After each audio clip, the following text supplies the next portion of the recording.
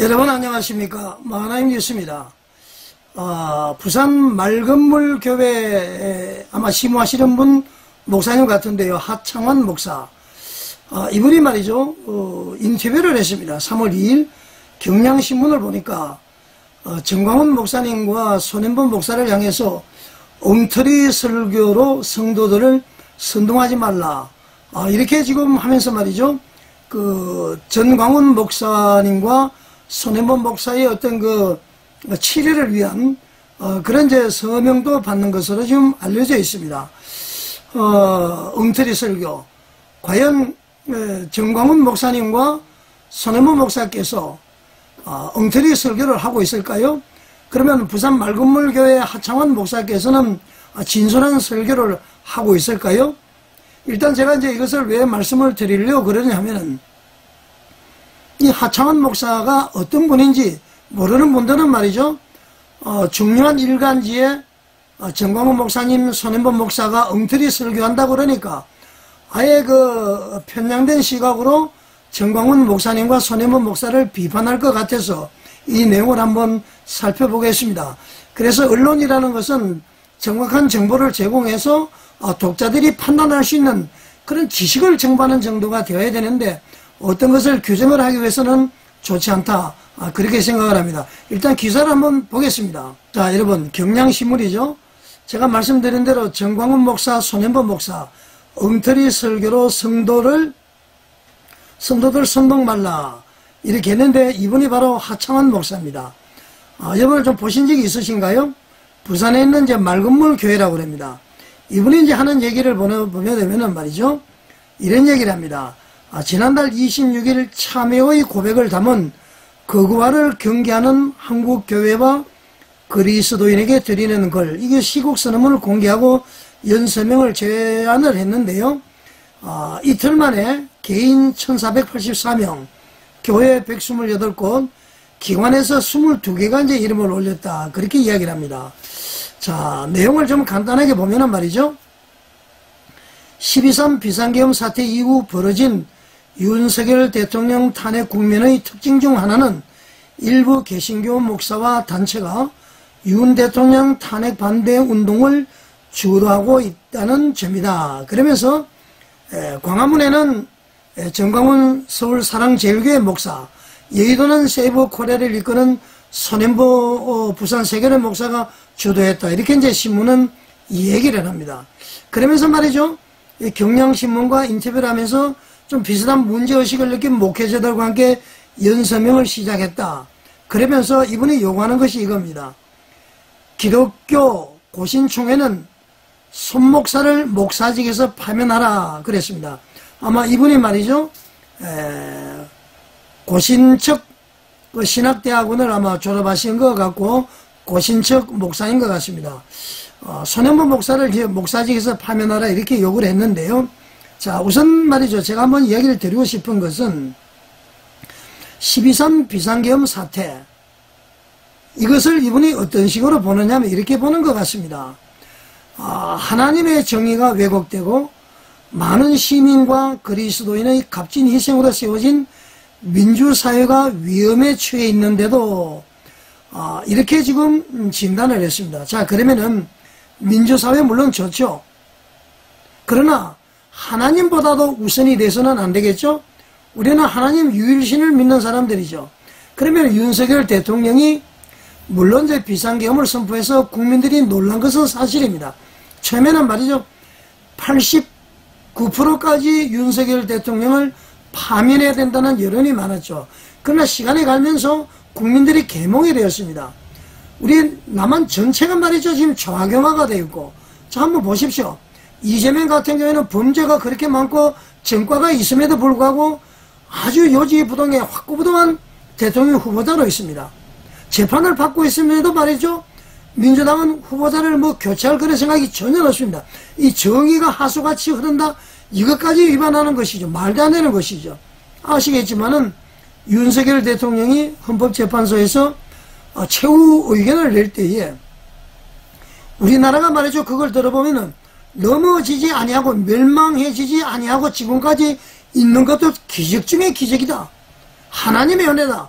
그렇게 생각을 합니다. 만약에 문재인 정권 시절에 대국본 정광훈 목사님이 광화문에서 말이죠, 비가 오나 눈이 오나 바람이 부나 그렇게 엄동선언해도 이 자유민주주의 운동을 하지 않았더라면 우리나라는 벌써 좌경화가 되어버렸을 겁니다. 의회 다수당을 차지한, 부정선거로 인해서 했는지 어떻게 됐는지 다수당을 차지한 민주당에서 막 밀어붙이니까 말이죠, 전부 좌파적 극좌적인 법안들이 많죠. 윤석열 대통령이 거부권을 행사 안 했으면은, 그 법이 시행이 됐으면은 우리나라는 말이죠, 완전히 평등화되는 거 좋지가 않습니다. 우리 사람의 발전은 말이죠, 경쟁을 기초로 해야 되는 것이죠. 윤석열 대통령이 왜 비상계엄을 선포했는지에 대해서는 전혀 말이 없고 오로지 민주화입니다. 민주화는 말이죠, 인본주의죠. 사람의 근본 중심이죠. 그렇게 돼서는 절대로 되지 않습니다. 자, 그러면서 이분이 뭐라고 주장을 하느냐 하면은, 하 목사는 대형교회 목회자들을 중심으로 극우적 목소리가 전파가 되고 있다, 이렇게 이야기를 했습니다. 자, 그러면 하창환 목사에게 한번 묻고 싶습니다. 극우가 무엇입니까 도대체? 극우가 무엇이냐 이런 얘기입니다. 그러면 극우의 반대는 극좌인데요, 극좌의 특징은 말이죠, 사회적인 진보주의자들입니다. 그러니까 성소수자의 권리를 주장을 하죠. 동성애를 찬성합니다. 그 다음에는 말이죠, 환경보호를 하고 여러가지 또 페미니즘을 강조를 하고 말이죠. 이런 것인데, 물론 이제 남녀 성별이 관계없이 평등해야 되는데, 이 젠더라고 그래서 말이죠, 여러가지 성을 다 인정을 하죠. 이거 어떻게 말이죠, 하나님을 믿는 사람이 할 수가 있습니까? 내가 오늘은 남자가 되었다가 내일은 여자가 되고, 내일 여자에서 오늘 또 남자가 되고, 이러면은 말이죠, 완전히 이거는 말도 안 되는 거 아닙니까? 그리고 말이죠, 국가 주도의 경제를 하다 보니까 막 경제를 분배, 평등, 그리고 뭐 대기업 해체, 그리고 말이죠, 포퓰리즘으로 막 돈을 막 나눠주고, 이것이 극적하는 것이죠. 이 극우라는 것은 말이죠, 전체주의자들이나 파시스트입니다. 파시즘에 의한 파시스트. 파시스트는 누구죠? 이탈리아의 무솔리니. 전체주의자는 누구죠? 독일의 히틀러입니다. 그러면은 말이죠, 우리 교회에서 전통적인 가정을 중시하지만은 가부장제는 없어지지 않았습니까? 가부장제가 이제 일종의 극우로 보면 됩니다. 그 다음에 또 극우가 뭐냐? 국수주의, 철저한 말이죠, 배타적인 민족주의, 그리고 이제 이민 정책을 반대를 하고 말이죠, 우리 민족이 최고야, 하나가 돼야 돼, 막 이런 것이 이제 극우인데 말이죠. 지금 정광훈 목사님이나 이 세이브 코리아가 그런 극우의 모습을 나타냅니까? 하나 이제 밝혀볼 것은, 눈여겨볼 것은, 극단적인 반공산주의자들도 극우로 볼 수가 있는데, 우리나라는 6.25 전쟁을 겪은 나라죠. 공산당의 말이죠, 그 악랄하고 여러가지 그것을 알고 있기 때문에 남북한이 지금 대치를 해 있죠. 당연히 공산당 반대하는 거 당연한 거 아닙니까? 오히려 그 사람들을 포용하는 것은 바로 간첩이고 말이죠, 자유민주주의를 훼손하는 거예요. 남한과 북한을 비교해 봤을 때 체제 경쟁이 끝났죠. 끝났습니다. 끝났기 때문에 그 북한을 동경한다는 것은 있을 수가 없습니다. 과거에 말이죠, 우리나라의 남한의 이 혁명군자들이 두 종류가 있죠. 하나는 말이죠, 피리 계열입니다. 피플 데모크라시, 민중민주주의자들이죠. 이런 사람들은 공산주의자 내지는 사회주의자들이죠. 그 다음에 NL 계열이 있습니다. NL은 말이죠, 내셔널 리버레이션, 그러니까 말이죠, 민족혁명군자들이죠. 이 사람들은 바로 주사파 조직들입니다.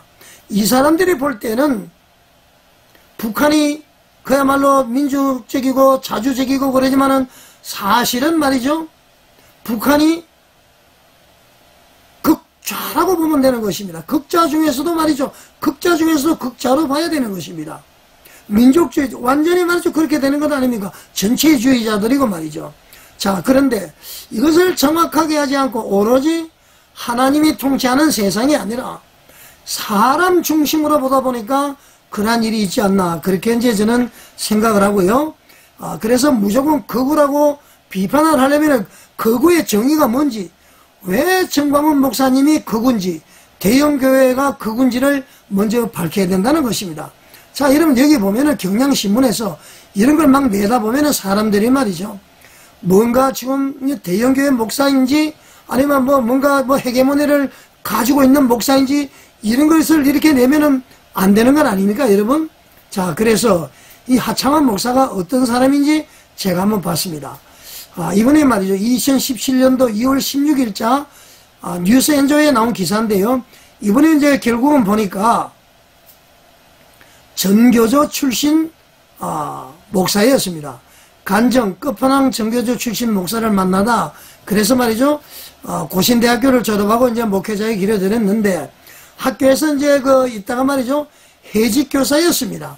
해직교사였고 또 뭐 생계를 위해서 노동 현장에 이렇게 참여했다고 그러죠. 이분이 17년이니까 한 7년, 한 8년 전의 얼굴이죠. 자, 현재의 이분의 얼굴이 말이죠. 지금은 이제 이분이 이 얼굴이죠. 자, 그 당시 교회는 이분이 이제 이런 얼굴입니다. 자, 그래서 이거 보면은 학생운동에 앞장섰고, 대학 시절 학생운동에 앞장서고 말이죠.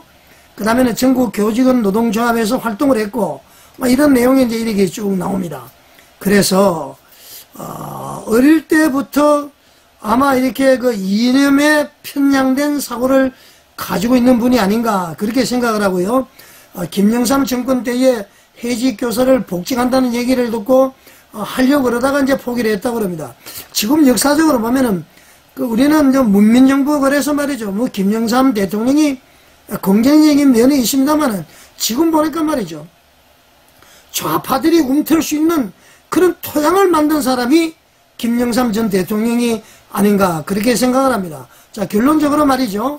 이 하창원 목사는, 정교조 출신, 학생운동권 출신, 이렇게 해서 이제 목회자의 길을 걸어가는데, 장신대학교 김철원 교수의 얘기에 따르면은, 당시에 말이죠. 학생운동 했던 사람들이 명령에 따라서 신학대학으로 많이 들어갔다고 합니다.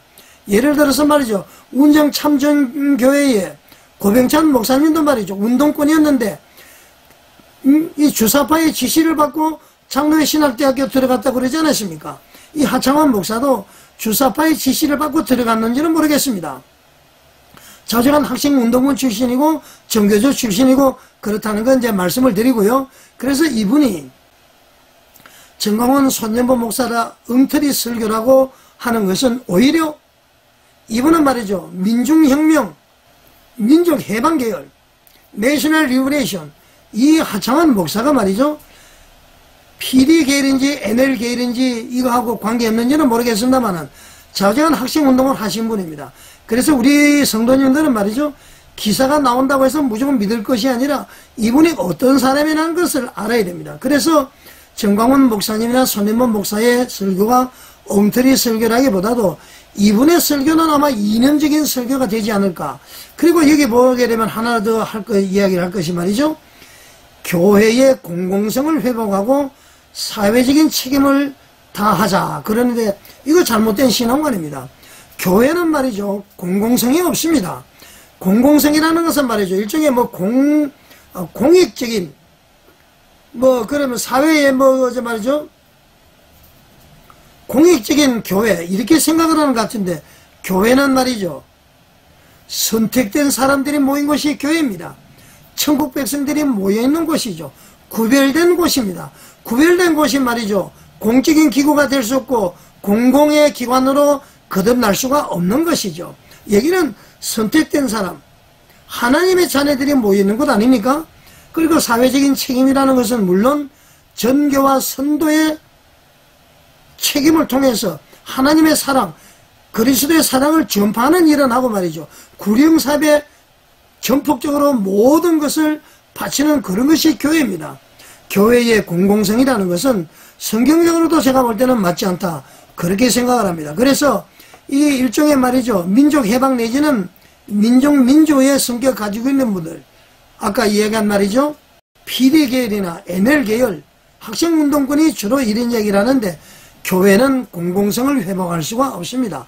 공적인 기구가 아닙니다. 여기는 선택받은 사람들이 모여 있는 곳이에요. 그래서 항상 우리는 하나님 중심이 돼야 되지 않겠는가. 그래서 여러분들도 말이죠.